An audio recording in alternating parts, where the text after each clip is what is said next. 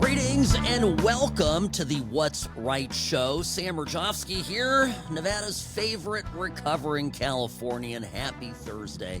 My goodness, the winning just won't stop. And I have to mention something today here that, well, there was a bit of foreshadowing last week when we talked about this very topic. You know, Trump gave a sweeping interview, his first Oval Office interview. Sean Hannity sat down with him at the White House, and look, this is not the kind of interview that we were accustomed seeing with Joe Biden and his friendly media puppets. I understand, of course, Hannity is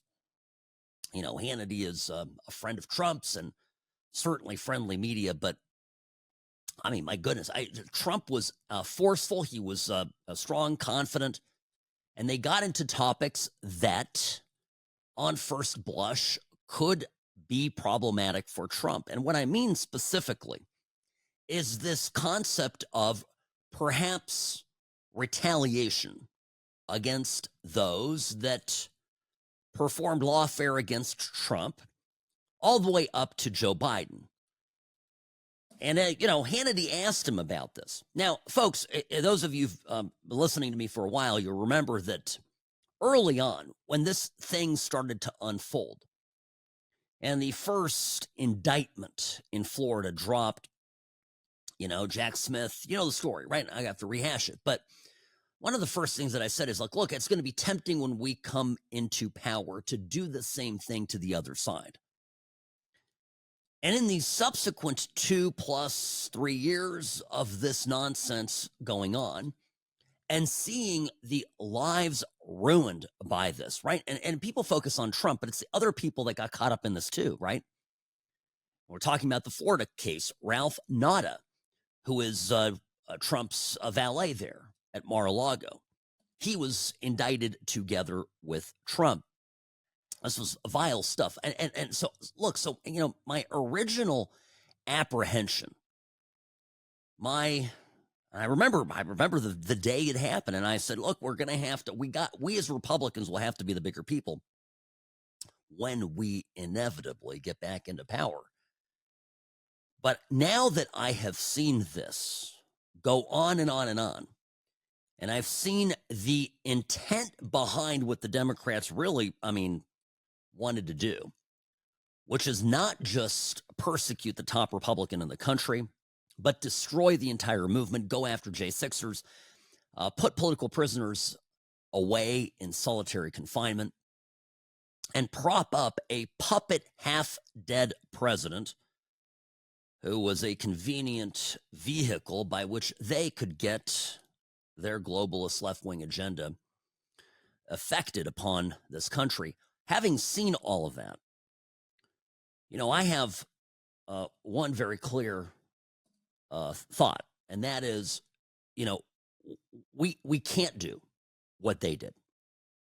See, they did something. The reason it's lawfare is they didn't look for a crime. They didn't look for a victim. They didn't say, here's a victim, okay? Here's the wrongdoing. Now let's find the perpetrator or perpetrators of that wrong. Every single prosecutor, every single Biden law enforcement official, every state and county prosecutor that went after Trump started with, here's a guy we want to prosecute. Here's Donald J. Trump. This is the guy we want to destroy. Let's find something on him. Even if there's no victim, right? And the example, the documents case, we can start there. Clinton, okay, Hillary Clinton, Bill Clinton, Pence even, okay? These are people, by the way, Hillary Clinton, Secretary of State, and Pence have no presidential power to declassify information. If they have a classified document and it is still classified, it's just open and shut. It's a felony. Prosecute them. never got prosecuted. Biden didn't get prosecuted. Well, he's a senile old man. We feel bad for him. Okay. Obama never got prosecuted. The point is, right? Victimless crime, no harm done, ginned up and honestly, and prosecuted because it was Donald Trump they intended to get. The business fraud case in New York. I mean, I've been following the appeals in that, Robbie. It's fascinating. Literally, the appellate justices, all of them also liberals, by the way, but a little bit more serious when it comes to the law, are all asking the same question. They're going, okay, well, who's the victim? I mean, I don't even get this. How is this a conviction? Trump used his own money, and it was okay, and it was a misdemeanor, and it's basically a wrongfully recorded expense, and game over. How did this turn into into a massive felony? So anyway, regardless, all right, we have case after case brought against Trump, not because somebody said, all right, we've got some wrong here, it needs to be righted. The intent behind it, as expressed by Letitia James, for example, when she ran for office, literally saying, I'm going to get Trump. Elect me and I will get him. So the good voters of the state of New York, being the rabid, foaming at the mouth leftists that they are, decided to do what? They elected her. Of course. So they would get Trump, tar and feather him. And so she did. Here is how we Republicans are going to be different. Number one, okay, we understand that Trump and those in his orbit, the J6ers, okay, and everybody here who had some affiliation with the MAGA movement and caught the eye of a prosecutor, we know that they were victims of lawfare. They were targeted because of their politics. So we start with not finding the person, okay? That's not the point. We don't go after the person. We go after the crime. And the crime is lawfare. And, there's different, it's kind of like human trafficking. It's a expression, and there's different crimes that back it up. But certainly, deprivation of civil rights under the color of law is one felony, which, by the way, incidentally, you can serve up to a life term for if convicted under federal law. So look, you start with that. We will not begin this thing by going, oh, let's get Biden. Oh, let's get Jack Smith. No, we're going to do an investigation. We're going to get into everything. We're going to do it whether the Senate, mans up and approves our Senate, our nominees quickly or not. We're going to do recess appointments if we have to. Hell's bells. We're going to go into this. We're going to investigate it. Congress is going to have an investigation. The FBI, the Department of Justice as well, Pam Bondi, working with Kash Patel, will sort this out. And there absolutely need to be arrests. And if it means arresting Joe Biden, if it can be proven that he directed this, then we arrest Joe Biden. If find out that it's the puppet master who was holding the strings the entire time, we go after that person. And by the way, since they like throwing around the Nazi moniker, let me just say this. The old adage, I was just following orders, is not a defense. So Jack Smith won't be able to lean on that if he is found to be knee-deep in this. So that's the difference. I don't think we should retaliate for retaliation's sake, but we have to go after lawfare. If we don't do this, folks, if we do not target this, then we risk losing everything because they will do it again. We have to create a massive consequence here, a political and legal disincentive for the next Democrat establishment administration, God willing, hopefully not anytime soon, coming into office, having some of the same people behind the scenes that ran this administration, right? We're going to recycle. It'll be the same people. You know, different facade, different front, different skin on the administration. Name, a rebranding, maybe somebody cool, young and hip, not drooling in meetings / sniffing kids' hair. But the people behind the scenes are going to be the same. All right. And so we got to go after this. Quick break. Sam Mirejovsky, News Talk 840 KXNT. When we come back, I'll play for you the exact moment where Trump seems to have alluded that he's open to all of this happening exactly how I described. Don't go anywhere. Be right back after this. I'm the best. Personal injury law has been the same for a long time. The best. Big egos, greed, and sleazy schemes. We've had enough. Welcome to Sam and Ash, the new standard for personal injury law, where things are done the right way, because you deserve a team that delivers real support and results. When you have both, your whole world can change. Sam and Ash Injury Law, because you deserve what's right. Hi, welcome back. Sam Mirejovsky here, News Talk 840 KXNT. You're listening to the What's Right Show at What's Right Sam on X. Follow me there. It's actually really fun to interact with you folks. I know a number of you have recently joined X and are sending me notes. I do check my direct messages there. So it's one way of contacting me directly. And of course, interacting on posts and the like. So at What's Right Sam on X, formerly known as Twitter. And of course, the old-fashioned email always works at What's Right Sam. Excuse me. Let me try that one more time. Sam at samandashlaw.com.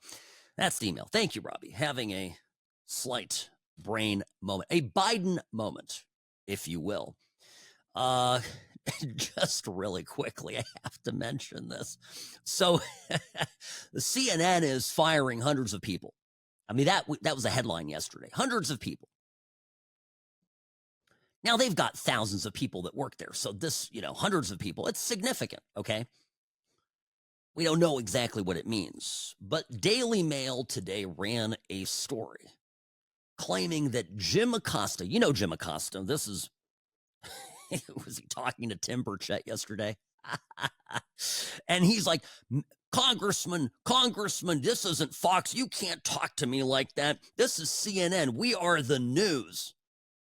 Did you see this, Robbie? We are the news. And Burchett goes, yeah, and that's why more people right now are watching SpongeBob SquarePants reruns than you. So Jim Acosta, 2017, Trump's first term, Acosta was the White House correspondent and one of the great heroes of the resistance, because he'd go to the White House and he would berate Trump and stick it to him. Everybody was like, Acosta, the hero. Oh, how the mighty have fallen. 8 years later, Jim Acosta was put into a midnight time slot. His show is abominable. This is the kind of show you don't even put on for your dog if you're going out for dinner. Okay, and you got to put something on for the dog so he doesn't get bored. You don't put on Jim Acosta, okay? Your dog will hate you if you do that. So anyway, he's threatening to quit. This is the story, right? He's threatening to quit. My God, are all libs this stupid? What leverage does he have? Like, you threaten to quit, folks. I mean, I'm an attorney. I'm a businessman. Let me tell you. You can only really threaten to quit if there's something that you provide your employer that is indispensable, right? That is a skill, relationships perhaps, ratings, if you're in the business, ratings. I'm the number 2 show here in town. I threaten to quit, maybe somebody will pay attention. But I have ratings. People listen. Thank you would not be possible without all of you, and I'm deeply grateful.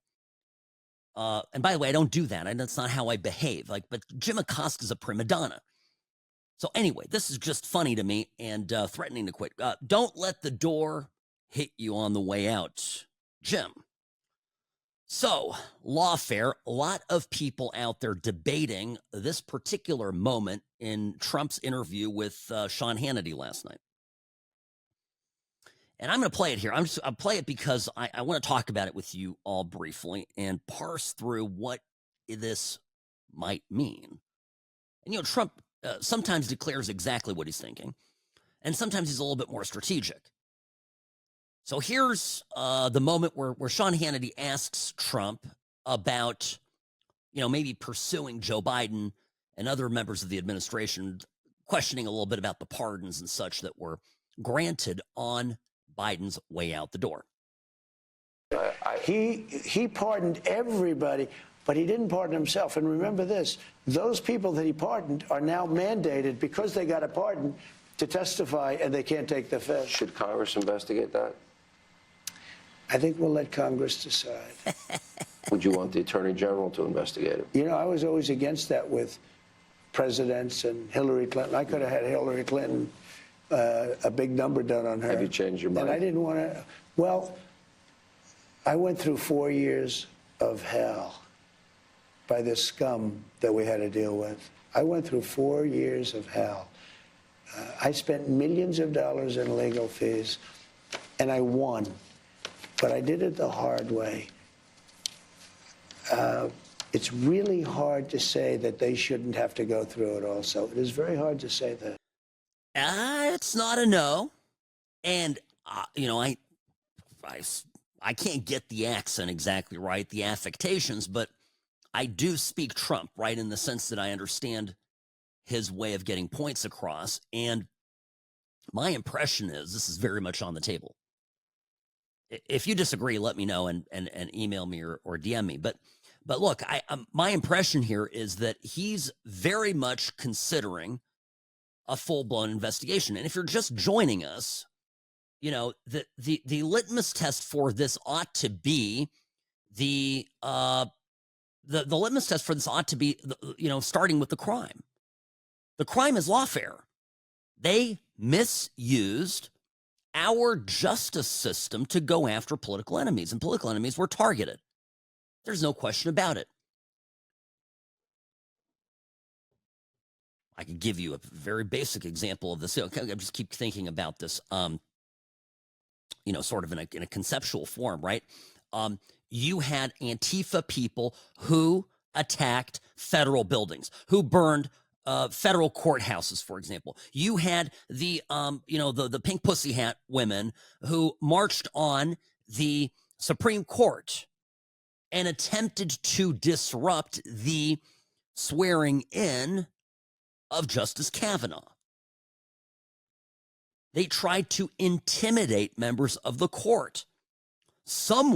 Literally, some activist inside the U.S. Supreme Court leaked the decision overturning Roe in order to pressure justices, influence a branch of government to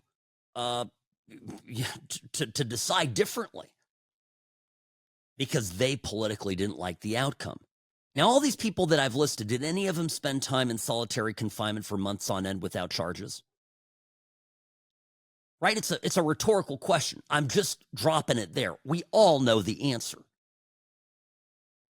So, and then, by the way, on the flip side, people who went through, and you're seeing egregious stories come out right now, people who went to the Capitol, literally walked around, like they keep focusing on the violence. I want a full investigation on all that because I don't even trust the evidence that was presented in court.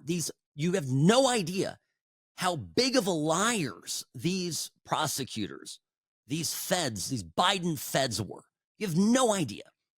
So I don't buy any of that. But there are people that absolutely, undeniably, just walked through the Capitol, imprisoned for years. And that simply because they wore red hats. that said, "Make America Great Again." They were affiliated with Trump. The Antifa people that burned the fines, they got catch and release and, little bit, month or two of jail time, maybe. Awful. So, and people at the Supreme Court, arrested and immediately released, just ticket citations, etc. Sam Mirejovsky, News Talk 840, KXNT. This program is brought to you by Sam & Ash Injury Law, because you deserve what's right.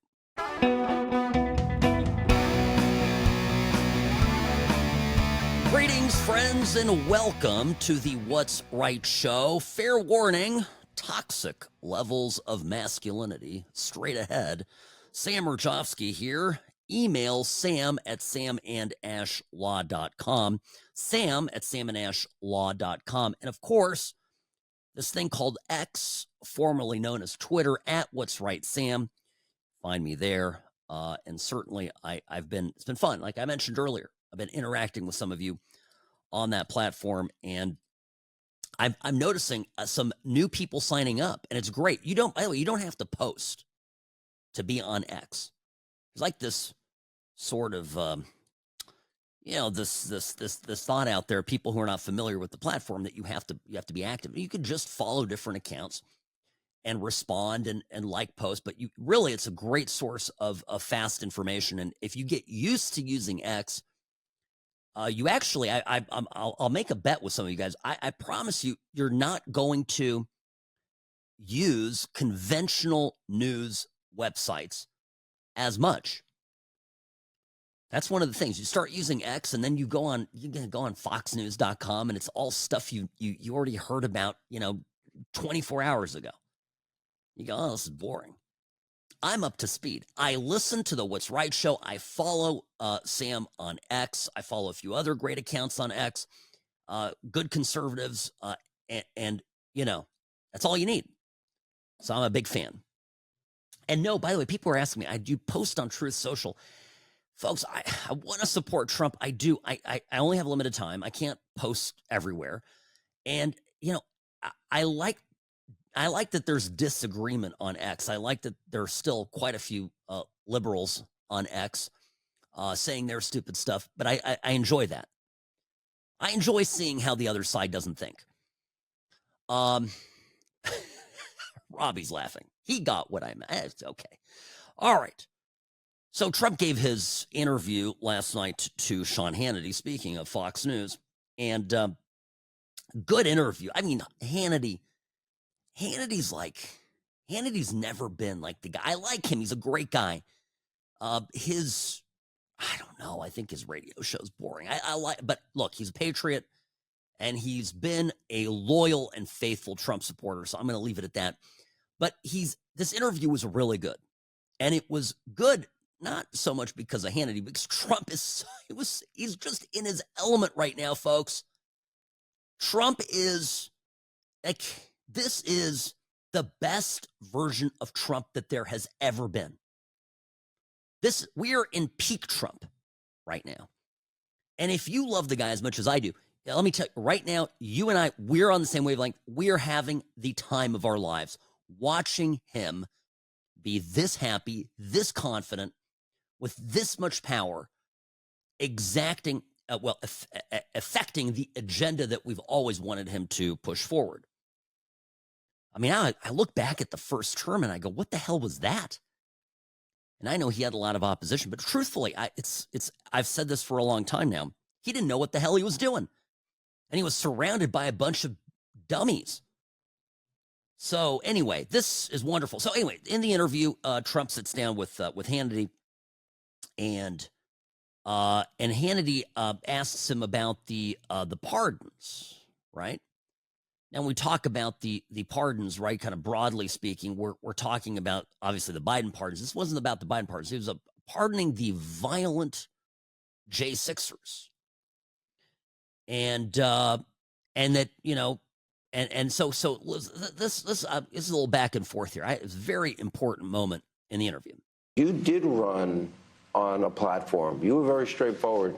You said you would pardon these people that were sentenced for January 6th. No, totally. You did. The only criticism or pushback I've seen is about people that were convicted or were involved in incidents where they were violent with police. Why did they get a pardon? Number of reasons. Number one, they were in there for 3.5 years, a long time. Right. And in many solitary confinement, treated like nobody's ever been treated so badly. They were treated like the worst criminals in history. And you know what they were there for? They were protesting the vote because they knew the election was rigged and they were protesting the vote. And that you should be allowed to protest a vote. You should be allowed to. You know, when the day But comes... you shouldn't be able to invade the Capitol. No, ready? Most of the people were absolutely innocent.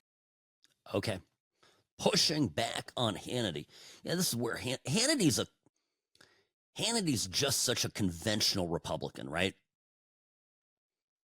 So yeah, it's a Trump friend. He's a Trump ally. He's been loyal to Trump, but he does get caught up in conventional thinking because he's surrounded by a lot of establishment types. And when you talk to DC Republicans, and I don't know if you realize this, folks, when you talk to DC Republicans and even people who, I'm not going to name any names, these are private conversations that I've had, but you talk to people who, these are names you'd recognize. And, you know, but if you're in that world, you know, and Hannity, of course, New York, and moved out of New York and has gone down to Florida now, but, you know, still operates in that world. This conventional Republican thinking is that January 6th is bad, and not as bad as Nancy Pelosi made it out to be, but it's bad. And those people should be in jail.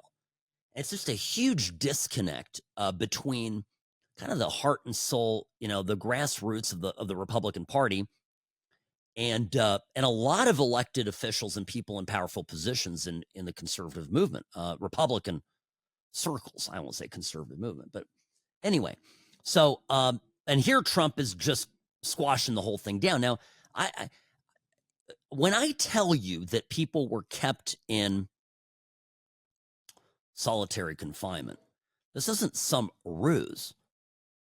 You know, NPR back in, what was it, October of 22, ran a story where they said that there were detainees that were begging to be transferred to Guantanamo Bay because the conditions in the Washington, D.C. jail were so abominable. And what was this all about? You know, they imagine you are I don't know, I always pick on chiropractors. It's not fair, but, you know, you're just some, you know, nice professional. You're a realtor. You own a nail salon. You're a chiropractor. You're a school teacher. Nice, ordinary, great, tax-paying Americans. Kind of people that are my friends, my neighbors. Okay. Now, you go to the Capitol. You know, one of your friends said, let's go to the Capitol. Sam, let's go to the Capitol. But I got calls like that. People were inviting me to go. And I was just coming back from Europe, and I think I mentioned too, I came down with COVID that week, and but for a host of reasons, I didn't go. I didn't want to do it. Thank goodness, right? But I've always approached this thing as it could have been me. Like, what would I have done? Well, I certainly wouldn't have hit any police officers, right? It's just not what I do. I mean, I support the police. Like, come on. But, you know, if there was a stream of people and cops opening the door to the Capitol and come on in, we'll take you for a little tour, might I have gone? And I'm not an idiot, right? I might have. So there were nice people like the ones I'm describing here who went through, went through, and then they went home. And then the regime changed. Biden came into office and made it his singular focus to root out these people wherever they were, send FBI shock troops to do, dawn raids, hold children their kids, their family people, a lot of them at gunpoint, drag them into federal custody, and then hold them before trial. And there are so many of these people that these trials were delayed, and so they were being held in solitary confinement in the D.C. Capitol Jail. And one of the great, to me, very important things that's going to happen is accountability for the jailers in that jail. The conditions there included, first off, no religious services, visitations, black mold, worms in the food, abuse by guards, vaccine requirements for visits and other services, their clothing sent to the laundry, returned with brown stains, pubic hairs reeking of ripe urine. They've lost eyesight and hair because of malnourishment. These are permanent injuries done to them. And I'm gonna try to be charitable, but literally, what's Elon Musk's expression? I can't, of course, say it here, but literally, F them. Anybody that defends that, right? You move to Russia. These are people that actually really would do better under Putin. That's the kind of government that you want.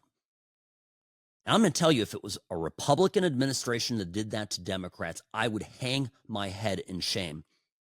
And Robbie, you know me pretty well, and you know that I'm even-handed when it comes to my support for justice and the fair administration of it. And this just embarrasses me as an American. And it ought to embarrass every person, Republican, Democrat, or independent. And so, yeah, we're going to talk about lawfare. This was lawfare. And it wasn't Trump who got, released on bond and was able to live at Mar-a-Lago, albeit, still nearly, thrown into bankruptcy at one point. It was looking very precarious, maybe forcing the sale of Trump Tower. Remember all this? They wanted him to they literally wanted him, in order to post one of these ridiculous bonds, to sell Trump Tower. That's what they wanted to do.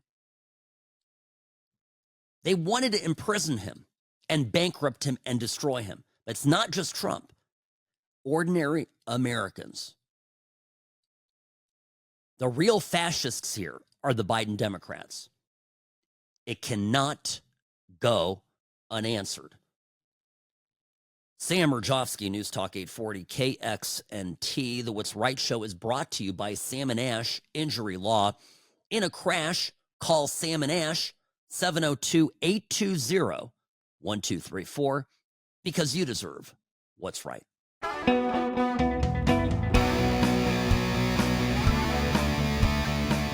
Robbie, in all of the conversations about police at the Capitol getting assaulted by Trump supporters on January 6th, you know what nobody ever talks about?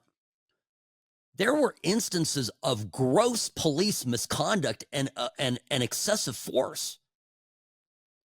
I mean, people talk about Ashley Babbitt, getting shot and killed, and she's unarmed and behind a door. The guy shoots her through the glass. But there are other examples of people being completely peaceful, walking around and getting pepper sprayed and such. It goes both ways. Sam Mirejovsky, News Talk 840, KXNT. Welcome to the What's Right show, brought to you by Sam and Ash Injury Law. I don't really trust anything that the feds give us or that the January 6th committee gave us as a narrative here. Just, I don't. I'll tell you, I don't. So I look at this and I say to myself, my goodness, let's investigate it. I want to know. I think you do too. Let's find out about these government assets. Let's bring them in and depose them under oath, or question them, have Congress question them, or have the Department of Justice question them, and find out who paid them, what were their instructions, There are videos now emerging, surprise, surprise, of people said, yeah, I was paid to be there. I can't talk about it, but it's not good. And I'm kind of embarrassed about what I've done. I just feel terrible. And yeah, there's a lot more to this story. I think this whole thing was cooked up by Nancy Pelosi and the Dems. Just happened to have her daughter there, the filmographer, the documentarian, just happened to be there to capture all of this on camera. Yeah. You believe in coincidences like that?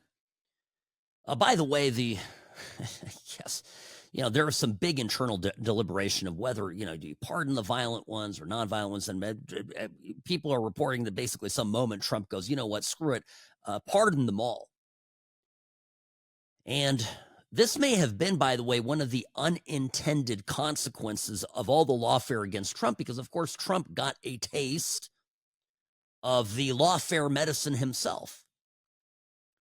I think he feels very connected to the January 6th victims, right? Found himself in a similar predicament, albeit one that was slightly more physically comfortable. So, anyway, when was this? 2 days ago?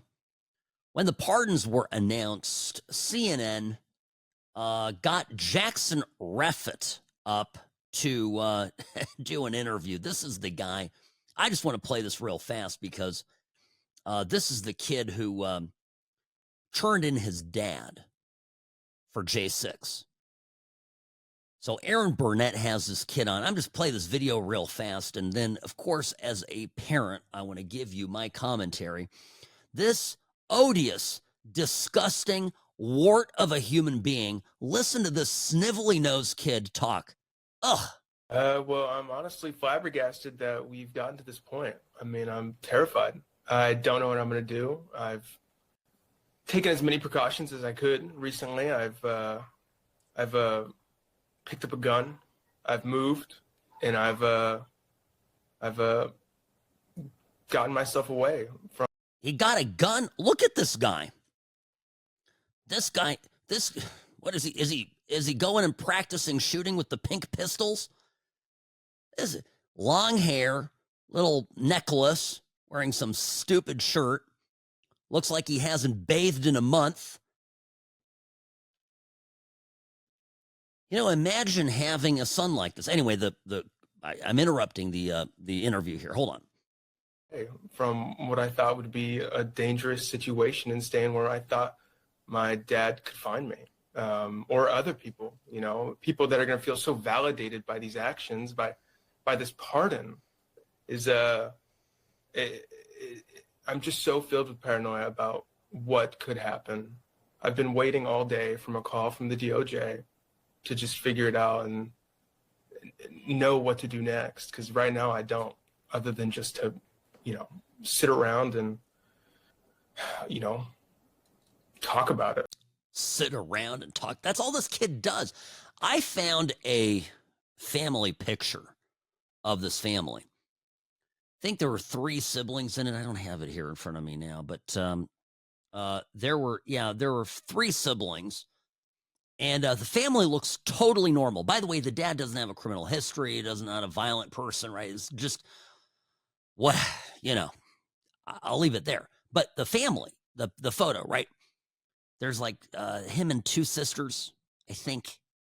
And they're all like normal looking, all American family. And then he's standing in the middle with a freaking mask on. Okay? And it becomes immediately clear to me, my takeaway from this, because there were family members that turned in family members. There were other kids who turned in their parents.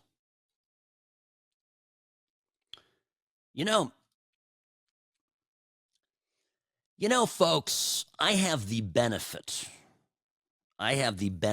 of growing up in a home where, one of my parents survived 2 totalitarian regimes. And that was my dad. My mom survived one. I'll add, actually, maybe it's 3 and 2, given that they also survived the last 4 years of Biden. But I digress. What am I getting at here? My dad grew up first, was born during the Nazi occupation of Czechoslovakia, and then, of course, under, Stalin, Eastern Bloc, right? And, coming of age under Stalin, your parents had to be very afraid of getting turned in by their kids, and even inadvertently, right? If they said something at home like, Stalin is an idiot. If the kid goes to school and says, my dad said, well, no, Mr. Teacher, my dad said that Stalin is actually a moron. Kid would, parents would get arrested. The most important thing here is you have to raise your kids right now. I'm against the clock here. I have to make a very important point about this. There's a lesson, if you're a parent, a grandparent in all of this, that is such an important takeaway. It's something that we Americans, I think, sometimes overlook in our naivete. Sam Mirejovsky, News Talk 840. Be right back after this. Don't go anywhere. I'm here.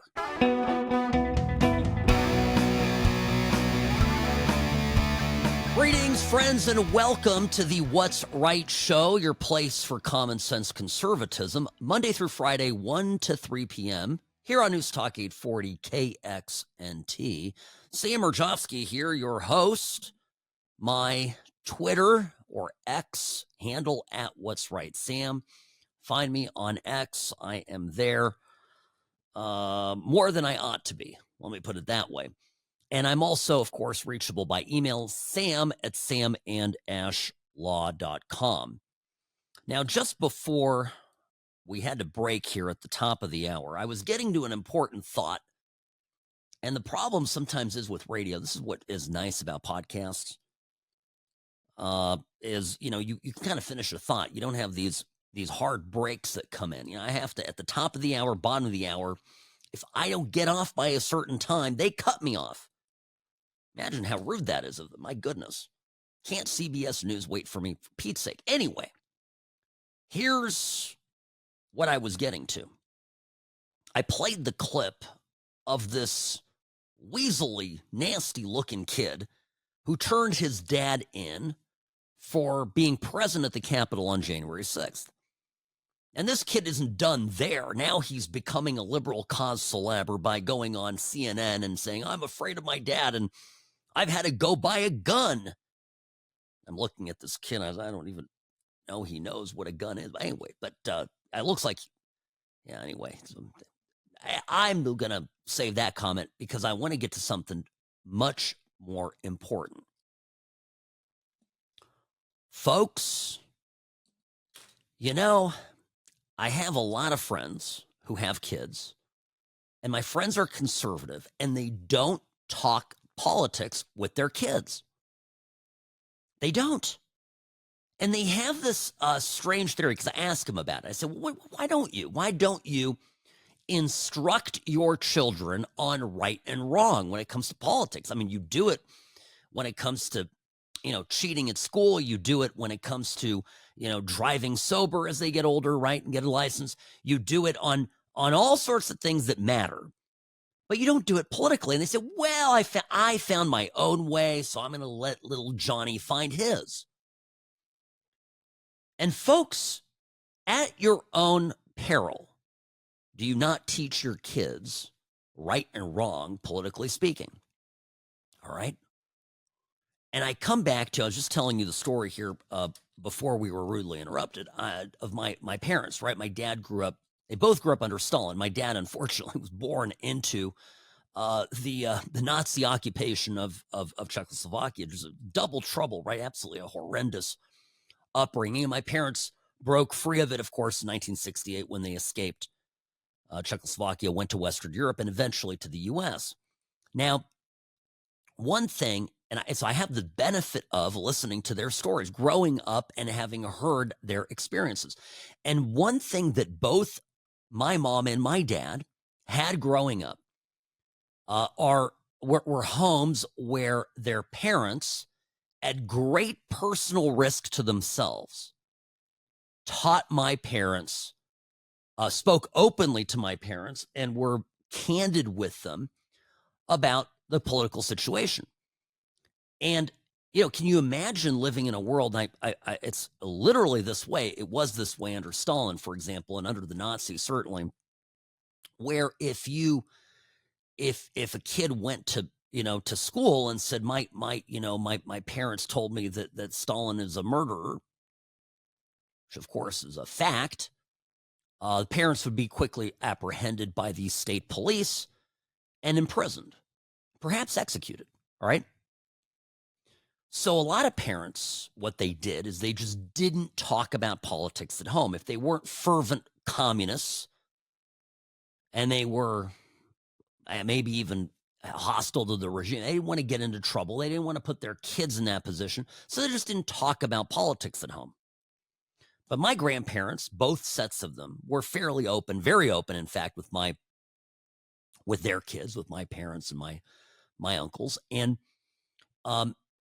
consequently, my parents grew up with a good sense of right and wrong, and they understood the perils. Actually, they understood the danger of the regime, and they were protective of their family members. I look at this kid who turned in his dad to the feds, and I see I'll tell you, I read a little bit about this family. I know people like this. I know conservatives whose kids have gone off the liberal deep end. If you do not teach your kids what is right and wrong politically, someone else will. And that other person who has influence, that teacher, that professor, that friend, those people, you already know. The challenge of having kids, right, is that there are these people that come along that aren't you, that haven't put in the investment, the parental investment, the pregnancy, childbirth, all the pain and expense and worry into producing a living being. And along comes some friend, and they all of a sudden, at 13, 14, 15 have more influence over your kid than you do. It's frustrating, right? Well, let me say something. If you do not begin teaching your kids this stuff when they are young, these friends, teachers, subsequently professors after that, they're going to come along and finish what you didn't start. And I think that's what happened with this kid. I think this kid got radicalized in high school or wherever, snot nose, some liberal left-wing teacher. He got caught up in it. My parents are and yeah, folks, you got to teach your kids. And I'll say the other part of this is it is absolutely appropriate for you as a parent to require your child to be respectful of you and to be respectful of your partner. I get into this all the time with my kids as they get into their teen years. I've got an 11-year-old at home right now. She's like 11 going on 21, all right? And she's pushing the envelope. She thinks she's a comedian, and she's pretty funny, I'll be honest with you. And so she'll do things like, say something to me that maybe is not quite appropriate. Now, it's never egregious, but these things typically start small. And my line, okay, and you're free to use it, folks, but borrow it from me, and I don't even need any credit. I want you to use this. You look at your kid and you go, I think you've got me confused with one of your friends on the playground. You can talk to your friends that way, but you can't speak to your father like that. You just get real quiet. My kids go, oh my gosh, Dad's serious, because I am. I don't want, I'm not, if your kid doesn't respect you for what you have provided him or her, if you allow yourself to be disrespected in the home, And then if you don't teach them right and wrong to boot, you'll have a person who will absolutely turn you into the next Biden-like regime if you are declared an enemy of the state. And the thing is, we Americans, we can't wrap our heads around this because we've never lived in a totalitarian regime until the last 4 years. We didn't understand what it's like when all of a sudden you're declared an enemy of the state by virtue of your political beliefs. But when that happens, you can't rely on due process. You can't rely on the Constitution. It's all suspended. And the Biden years demonstrated this. So what do you rely on? At least the safety of your home. But if your own offspring, are turning in their sperm donors, well, all bets are off. Every regime in the history of time used family members to rat on, subversives, as they were called. When the records of the dreaded Stasi in East Germany, Erich Honecker's brute police force, were thrown open following the demolition of the Berlin Wall and the fall of the DDR, people were appalled. Husbands turning in wives, wives turning in husbands, kids, grandparents. I mean, just was, they were very, very effective at getting family members to turn on each other. And, I got to believe that not all families turned on each other. And I'm just giving you, I know this is crazy, but there are stories like this right now coming out. Oh my God. And they're all worried, right? I turned my dad in. I thought he was going to be in solitary for the rest of his life. And now Trump released him and I'm afraid. Damn straight you ought to be afraid, kid. I hope your dad grabs his belt and gives you a proper ass whooping. For all of us. I hope that belt has American flags on it and some sort of, some kind of metal adornments. I'm not advocating an actual beating of the kid. I'm just having some fun, but you get the point. Spare the rod, spoil the child. Demand respect and teach your kids about what is right and wrong. Talk politics with them. And don't just say, Trump is great.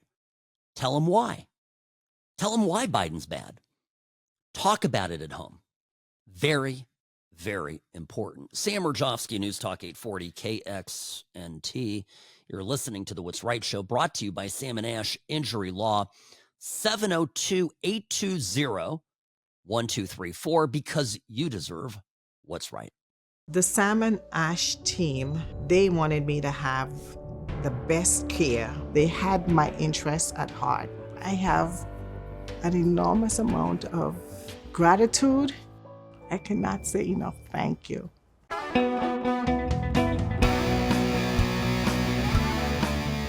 Hi, welcome back. Sam Mirejovsky, News Talk 840 KXNT. By the way, last point I want to make on the subject of raising your kids right.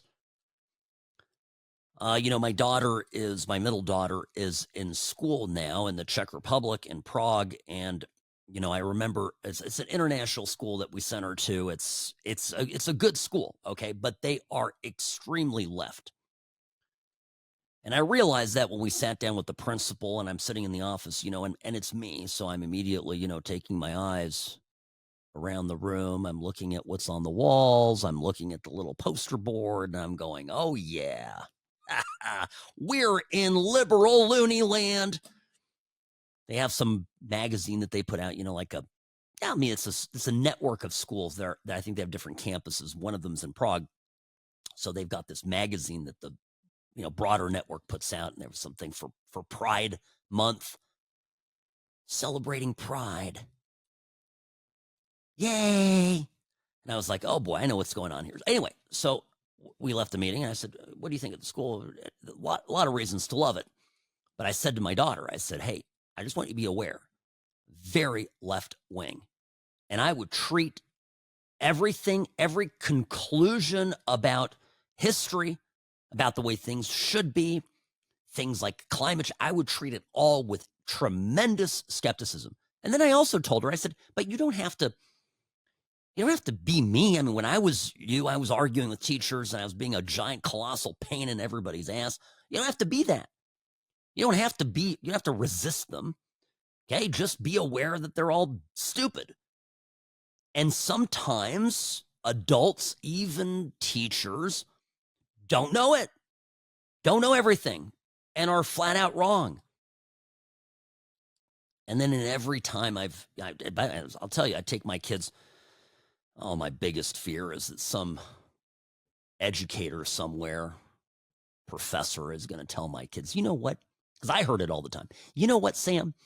Communism wasn't that bad. You know, communism was just great. Don't tell that to somebody whose family was all but obliterated by the Bolsheviks. F you.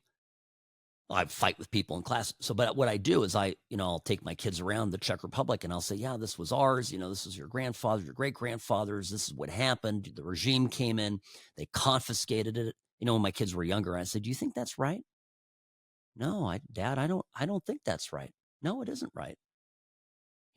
Private property, if you have earned something, if you've saved money, you've bought a piece of property, and then you pass it along to your son or your daughter, and they continue building it up, and it goes through the family for 6, 7, 8 generations, and it keeps increasing in value and becoming more functional and beautiful and productive, employing hundreds, if not, we employed hundreds, thousands of people during the First Republic, my family. Along comes a regime and says, oh, we don't like you. We're taking all of that. Well, Dad, did they get money? No. They got sent to labor camps. No money for you, no factory for you. How about prison or death? That's what's on the menu. Oh, that doesn't sound good. Yeah, it doesn't sound good. You're right. Correct, Daniel. Correct, Vera. Correct, Ava.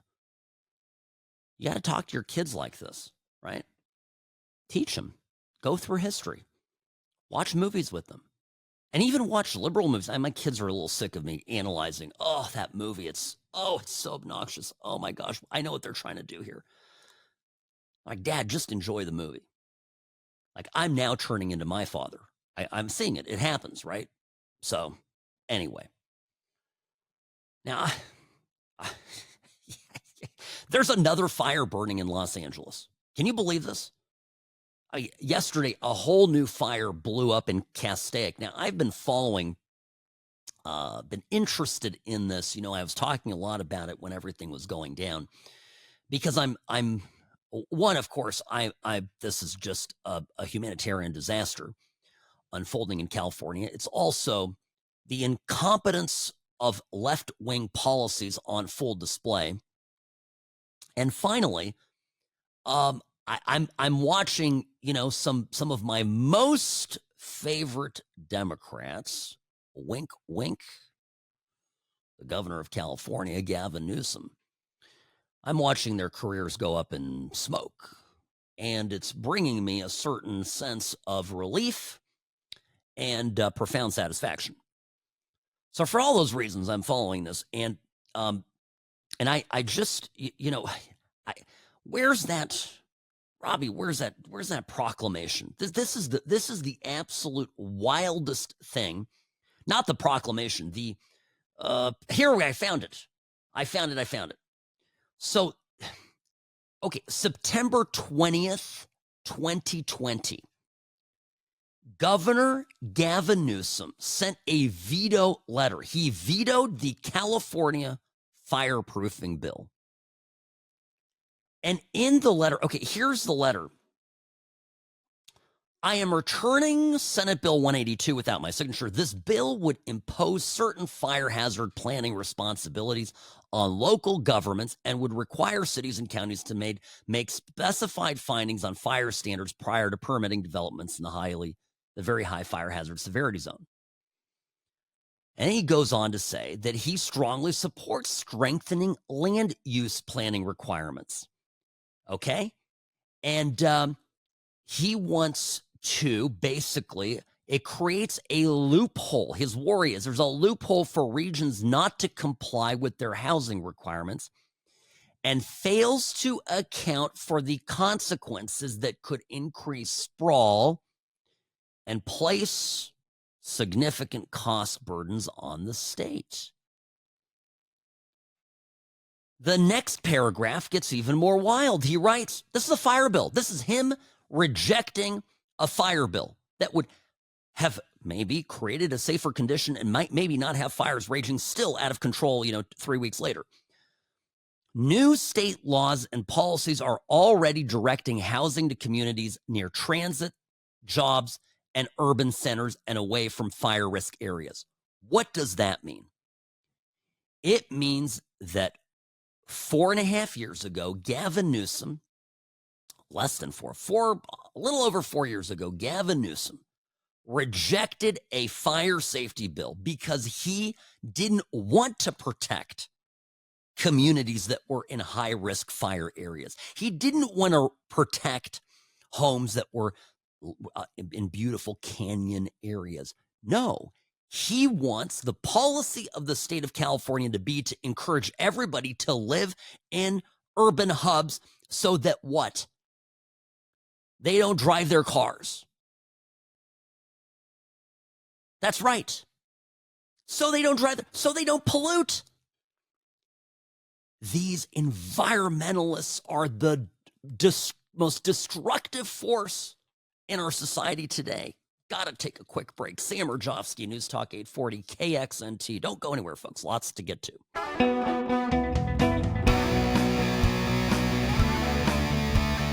All right, friends, you're listening to the What's Right show. This is the only place to be 1 to 3 p.m. here on News Talk 840, KXNT. But you're smart. You already knew that. That's right. Sam Mirejovsky here, Nevada's favorite recovering Californian behind the What's Right microphone. Yesterday, BMW in the United Kingdom, not sure if there were other BMW social media sites or groups that followed suit, but they put a post on Twitter, on X. We're no longer posting on X. Don't worry, though. Our customer service team is still here if you need us. So Jack Posobiec posted a photograph of a BMW factory with Hitler taking a tour and going, hey, this you guys. That's right. But Elon's a Nazi. By the way, Elon got some great support today from President Netanyahu of Israel. Bibi wrote a beautiful glowing post on X, formerly known as Twitter, in support of Elon, calling him a friend to the Jewish people. So I guess this Nazi salute thing is just continuing. It's hoax after hoax after hoax. I was talking to my dad about this just last night, and we're having a conversation. I said, I'm loving it. I got off the show, and I was finishing some stuff at the office, got in the car. I said, no, I talked about this on the program. And I said, look, if this is the best that they've got, if the call Republicans Nazis is the best that they've got, they're using the same communist playbook from that was written in the 1950s in America. It's like they haven't figured anything out. That term was already thrown out more than once during the campaign, during the 2024 election, and it had I don't know, seems to me, with the type of result, electoral result that Trump achieved, a very little positive effect for the Democrats. What's the definition of insanity, Robbie? Keep doing the same thing and expecting a different result? It's just they're stuck in the Nazi gear. Call them a Nazi. So anyway, I had to post that. Absolutely great. Oh, by the way, Trump just revoked security detail for Mike Pompeo. Must have been listening to the program. I said I was okay with it, given the history, but Pompeo's been out there criticizing Trump. Trump's like, okay, we're done. He is going scorched earth on his enemies. I'm fine with it. Screw him. Right? Pompeo, you want the protections of the government? Be loyal to it. Be loyal to your boss. They gave you a great opportunity.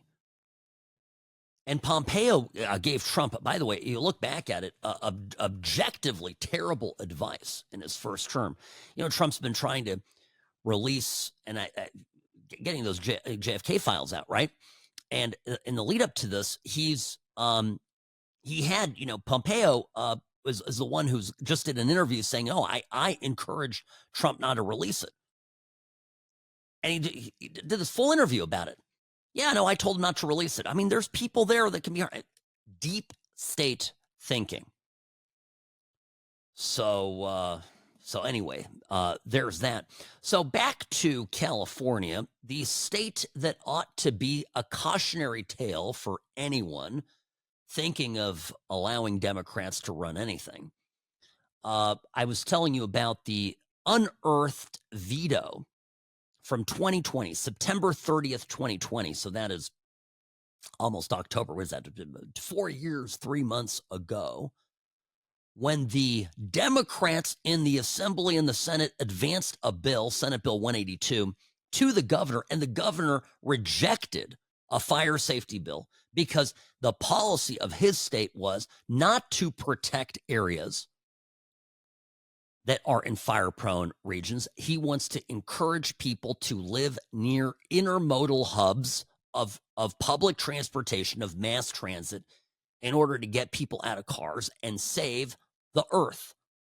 Quote, new state laws and policies are already directing housing to communities near transit jobs and urban centers and away from fire risk areas.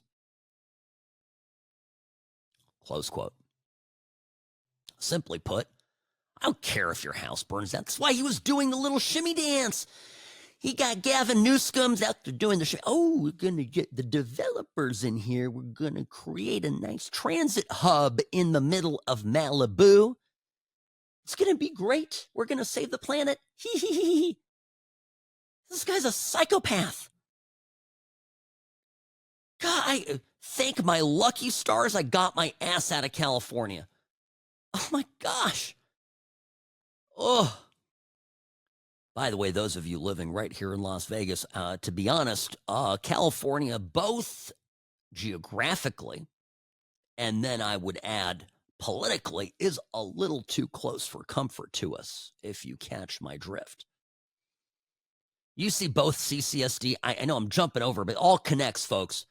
I give you as an example of this, the fact that LVMPD Metro, right, the sheriff here, McMahill, who's a conservative guy, but he's a politician, and they are all afraid of their shadow. He looks at what made Lombardo successful, playing both sides, kind of being a rhino Republican. Sandoval before him. He's looking at people like, I don't want to rag on Michelle Fiore, but more firebrand Republicans who have not done well electorally in the state. Sam Brown more recently. Yeah, Sam Brown was not firebrand, but was, painted with that sort of brush. And poor Sam Brown didn't embrace anything. He just got stuck being nothing because he was so afraid of being defined that way that he froze. So anyway, so Metro and Clark County School District 2 have both issued statements over the last couple of days saying that they're not going to cooperate with ICE. That's it. They're not going to cooperate. Well, Metro says, look, if the guy's in our custody, in our care, and ICE tells us to turn him over, we'll turn him over. But if we release him from jail, we're not going to put any holds on people. We're just going to release him. Sure, if the guy's an accused rapist and he's an illegal immigrant, we're not going to do anything. We need to remember this when McMahill comes back up for election. Because McMahill can be all cute, attend fundraisers, talk about his Star Wars collection. But if he's going to do this, if he's going to play this game, remember, a majority of Americans across the country support the deportation, immediate deportation of criminal aliens in the country. So Sheriff McMahill is out of step with a majority of the country and a majority of the state of Nevada. No bueno. And do I want Tom Homan coming into places that do these types of things? And this, by the way, this policy is somewhere in the middle, right? There's other states that are saying, oh, we're going to protect these people. We're actually going to deliberately hide them. We're going to hide criminal aliens from the feds. They've said that.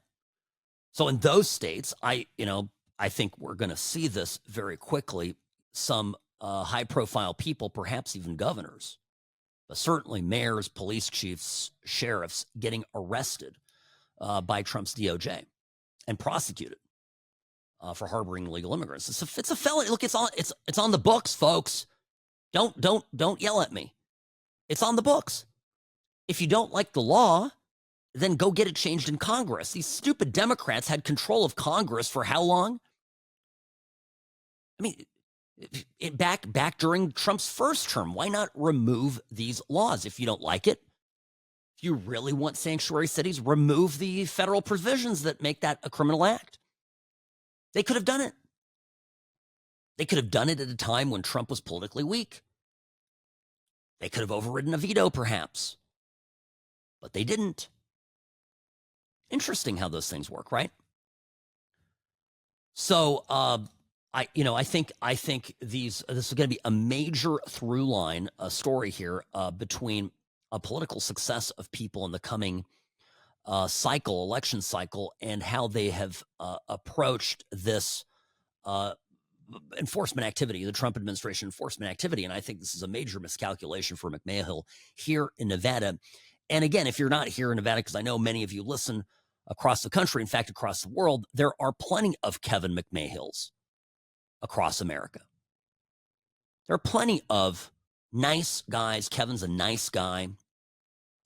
He's wants to succeed politically. He knows what side the bread is buttered on. He's playing it kind of both ways.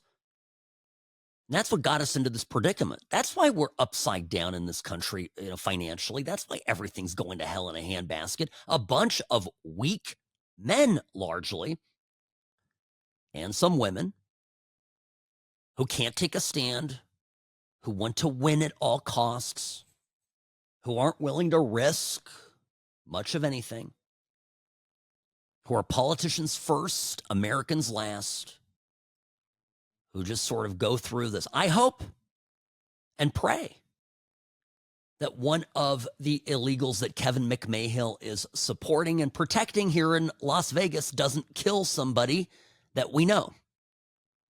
But the likelihood of it happening is high.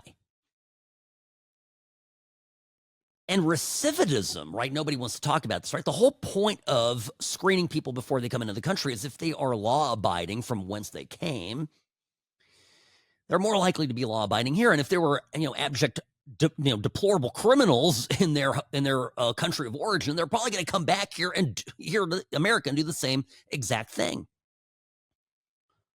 I sort of think, once a rapist, always a rapist. And for many unfortunate Americans, they discovered that petty crimes leads to more major crimes eventually leads to irreversible capital offenses. It's very sad stuff. So we'll see if there's some reason. Do I mind if Trump comes in and arrests McMahill? No, I don't. I hope he can take his little stormtrooper collection with him. Yeah, he's a big Star Wars geek. Fun fact about the sheriff. Sam Mirejovsky, News Talk 840 KXNT. You're listening to the What's Right Show, brought to you by Sam and Ash Injury Law, 702-820-1234, because you deserve what's right.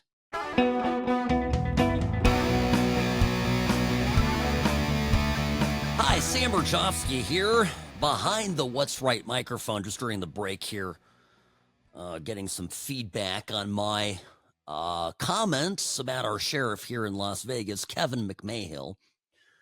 LVMPD putting out a statement that they're really not going to help, Trump's deportation efforts. Hey, if we've got the guy in our jail, we'll turn him over to you. If not, if you can't get him, in the moment that we release him, too bad, so sad. Comments I'm getting, Sam, be careful. It's a small town. You don't want to piss off the sheriff. Folks, I don't think you know me. I'll give a rat's rear end who you are. I'm going to tell it like it is, and you can suck it if you don't like it. All right. Speaking of the exact opposite perspective on this, in a rare show of common sense, a city in California is calling it how it sees it. And there's this story in Huntington Beach. Of course, you know this. They've just declared themselves a non-sanctuary city. They've actually said, we will actively help Trump, enforce his immigration policy. Here is a city councilman talking about this. This was Tuesday at a Huntington Beach City Council meeting. Councilman Butch Twinning. Now, he's making some sense here, I think. Public safety is proactive. Imagine what would be being talked about here tonight if, say, Laken Riley or Jolene Nungaray or Rachel Morin was a resident of Huntington Beach, and and each one of them got raped and killed by illegal aliens. There would be a whole different argument going on in here by why weren't we proactive. And one other thing. We all up here sit, when we take our oath of office, we raise our hand and we swear to defend and uphold the Constitution of the United States. What the state of California is forcing down the throats of Huntington Beach and the citizens of Huntington Beach and the public officials of Huntington Beach, we're violating our oath. We are not being allowed to uphold and defend the Constitution of the United States. That's all I got to say. Well said. In the same meeting, Huntington Beach City Attorney Michael Gates says that this policy puts law enforcement officers in danger. This is something I think Sheriff McMahill needs to listen to. Just for context for the record, it's important. So there's 3 million illegals, according to the U.S. Department of Homeland Security, 3 million in California. We're number one in the nation in terms of our illegal immigrant population. The LA fires, the local officials are now pointing to, at least in one case, those devastating fires that we've been talking about for the past couple of weeks. In one case, one of them was started by an illegal immigrant with a blowtorch. The local officials, including the district attorney, Hochman, they are not coordinating with the federal government with regard to that suspect because of the sanctuary state law.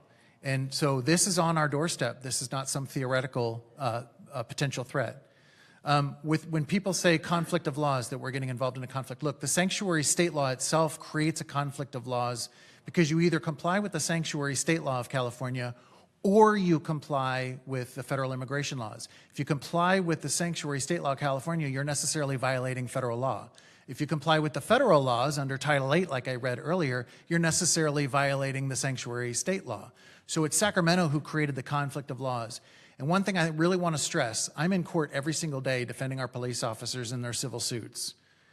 When Tom Homan takes to the camera and to the podium and says that we're going to go after state and local law enforcement officials as aggressively as we are the immigrants themselves, because it's the law enforcement officials who are violating federal law. When he says he's going to go after them as aggressively, make arrests and prosecute them for violating federal law, that hits home, because we defend our cops, we're proud of our cops, and we want to protect our cops. To allow them to be in legal jeopardy, because of the sanctuary state law, I think is absolutely unacceptable. And he's absolutely right. By the way, the supremacy clause says that where there's a conflict, the federal sovereign prevails, right? So, federal law trumps state law when in conflict. And, the entire concept of states or municipalities, right, local governments declaring themselves sanctuary states and exempting themselves with federal law is absurd, absolutely absurd.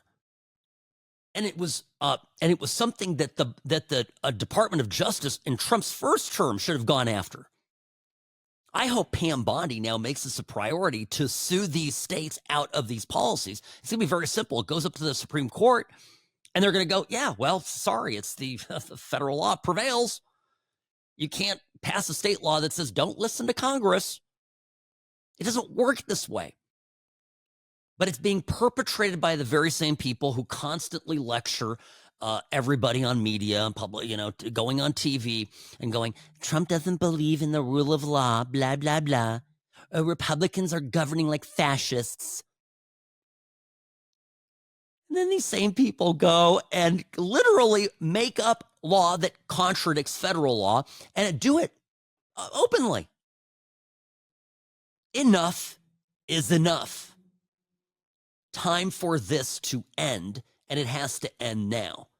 And if it means we go and arrest governors, so be it.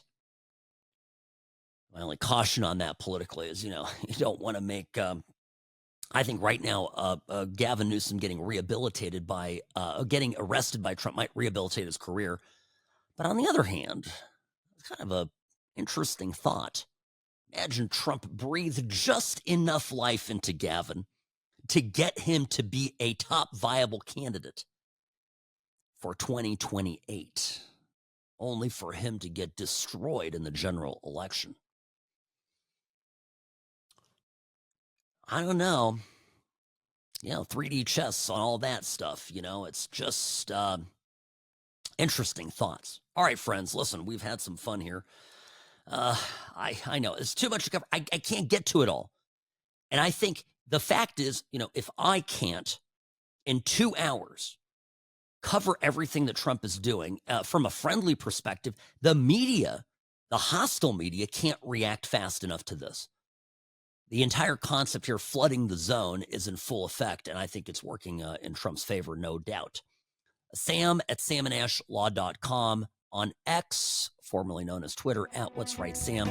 This hour is brought to you by Sam & Ash Injury Law. In a crash, call Sam & Ash 702-820-1234 because you deserve what's right.